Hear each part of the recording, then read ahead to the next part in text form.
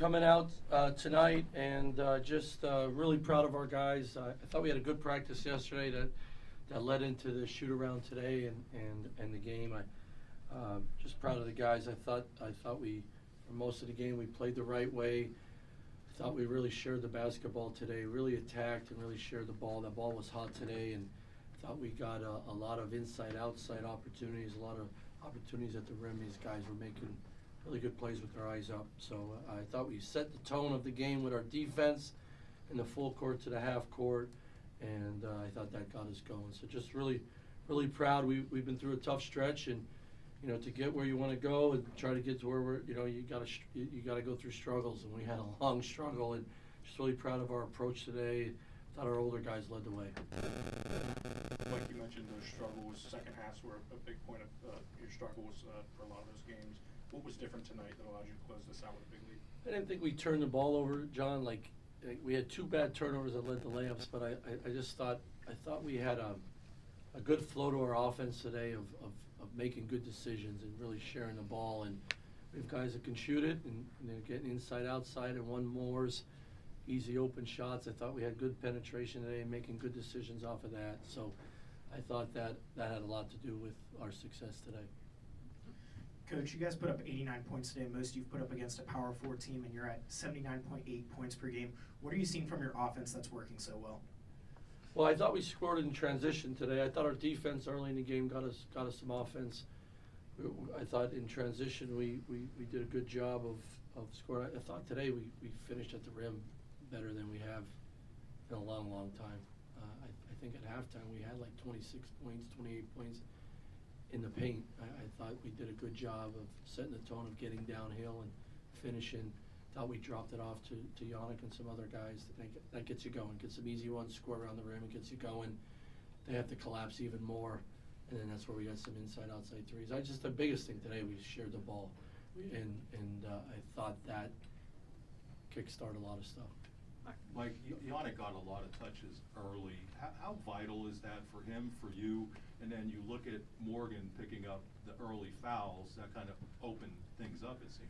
Yeah, I mean, we want to establish inside, outside all the time, and sometimes it's by how hard we drive and finishing like today, but also another way to get the ball inside, playing inside out is Yannick, because he is a good passer too. He's not a black hole where it doesn't come out, and he had a couple times where he kicked it out and got it going, but I thought he did a really good job following the scouting report of how we wanted to get him the ball and where. He did a good job of that, and the guys did a good job getting him the ball. And when it becomes a vertical game for him, that's to our advantage, but he did a great job sealing and being strong with it. Coach, you mentioned the thin roster and not being able to press as much. Still with a thin roster today, how were you able to use the press early in the first half to build that lead? Yeah, I wanted to get these guys going. I mean, with the last, it's longer than 6 weeks, but we had to find different ways to get going here and create some juice, and I thought the press did that. I thought Freddie's defense today on the ball and pressure in full court and even in half court was huge. I said that was number one on the list today of Freddie, if you do this, we will get off to a great start, and he did it. I was really proud of him. His on-ball pressure when he's locked in is a weapon for us. It helps us. Mike, how important was it to have Keaton here today and witness a win like this? And also, what have those conversations kind of been like with him and recruits over the past 2 months? Well, recruits no different than they are any other time. So it's great to have him here and his family. They're just a fun family to be around. I told them they have to drive to Minnesota with us on Saturday because they're 1-0 seeing us. So it's a lot. They better leave now. But no. I mean, look, I understand the question, but nothing changes. It's full on forward. It's all about moving forward, and I know he likes seeing all the ball screens we set and handoffs we set and pressuring the ball and the pressing. A lot of guys like that, but when it comes to recruiting, I'm not making any excuses. You got to go through a bunch of stuff, and we went through. You struggle, you go through it. You don't hide from it. I don't hide from that when I talk to recruits and their parents and coaches. And not good enough. Sometimes other teams better. we gotta get better, but when you recruit really hard in the right way and you build relationships, people are gonna see beyond just always the score too of what you're trying to do. Mike, you started Freddie and DeMarco together tonight for the first time this season. Just what went into that decision? How do you think? Yeah, I thought DeMarco was playing well, and we just wanted to have another handler out there. I'll be honest with you, Nick gives us sometimes more coming off the bench. I thought Nick played great today. 2 days ago, he sprained his ankle pretty bad. He was limping around for 2 days. You saw that a little bit today, but I thought he played a great game, and I thought he played with such a clear mind and on both ends of the court. So, it worked today. It could be different depending on matchups or how teams may match up with us, but I thought everybody handled that the right way. Travis. Mike, you said at the beginning of this that you thought you guys had a pretty good practice the other day. I'm just curious, during a stretch like this, what does a good practice look like, and how do you kind of know that the energy's changing? How do you sense Yeah, that? you can't practice long, and because we're banged up a little bit, and this time of the year, you don't have to practice long, but hey, you gotta. We went back to some old school drills, and sort of to sharpen our sword and go back to the fundamental part of closing out and guarding the ball and rotating and helping each other, and then some of it was just passing and pivoting against pressure, and they do that. Yeah, sometimes you gotta go backwards to go forward. So some of it was that we played a little bit more, getting up and down and all that stuff, just to sort of try to get the weight off their shoulders and just go play. So I got to make sure these guys are fresh, their minds and bodies are fresh for the next one. But I was really proud of how they handled it. I thought that helped. 2 more, Nate, then Daniel. Mike, you talk about the ball getting hot. Yes. What's the difference? How do you unlock that?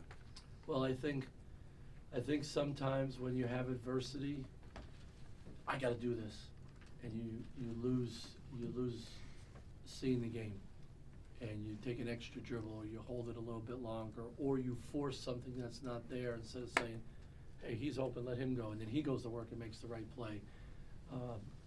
Sometimes it's just that right there, playing with a clearer mind, and you play with a clearer mind, that ball gets moving. Nobody cares who gets the credit, or nobody's like, I got to make a play for us. And I just thought for a stretch, we were just playing with so much pressure on us. You could see it, and when it doesn't go well, and you got to work through that, and some guys are better than others with it, and they think their being in life is being a basketball player, and when it's not going well, I'm a failure. I'm not doing it right, and then it's harder. It gets harder.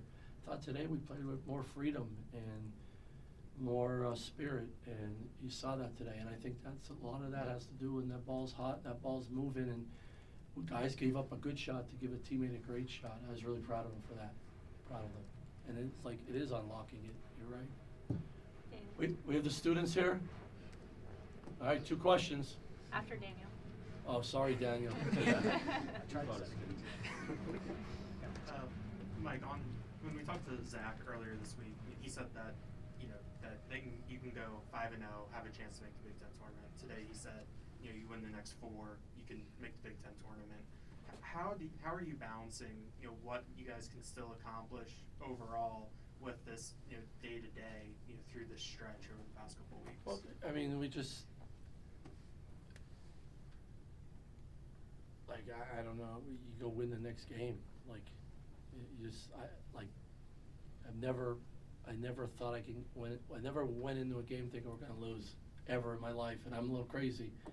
And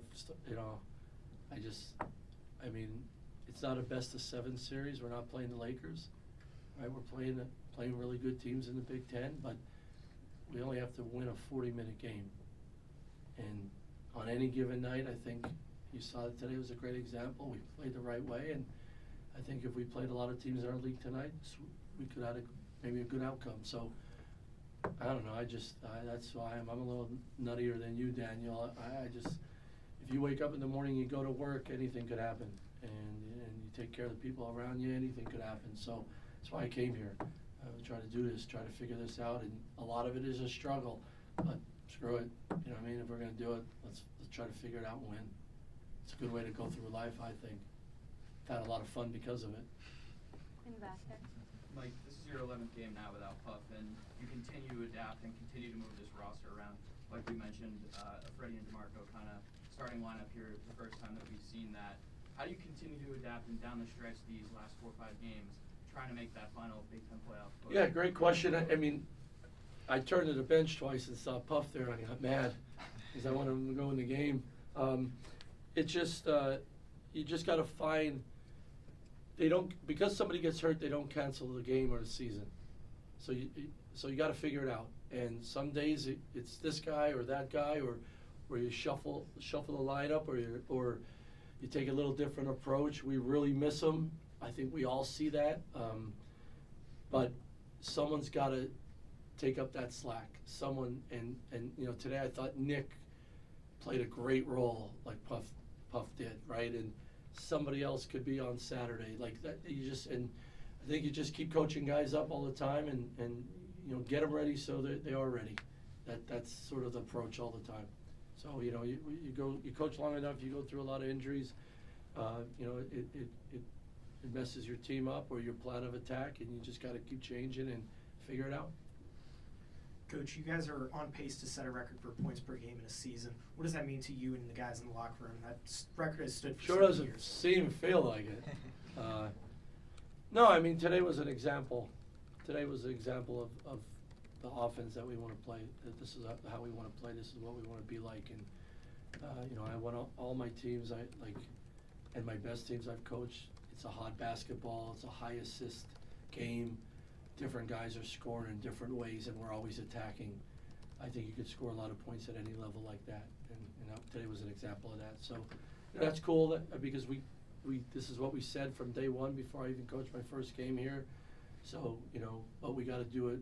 We got to do it at a consistent level, and we got to do it against the best teams in the Big Ten. That's got to be our goal. Thank you, Coach. All right, guys.